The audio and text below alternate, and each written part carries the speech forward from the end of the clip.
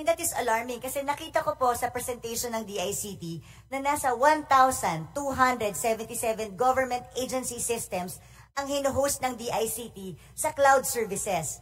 Pero sad to say, lahat ng cloud services na gamit ng DICT at public cloud, majority, wala sa Pilipinas ang data. So halos lahat ng government agencies natin, ang ginagamit natin public cloud, gaya ng Amazon AWS, Google Cloud at Microsoft Azure Cloud. Lahat ng ito, wala sa Pilipinas ang storage ng data. Majority, nasa Singapore at US.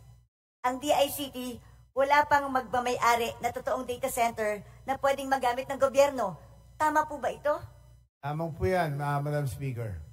Parang mukhang tayo lang yata sa Pilipinas ang gobyerno na walang pagmamayari na data center. Sa ibang bansa, mas importante ang records at datos na ito ng mga mamamayan.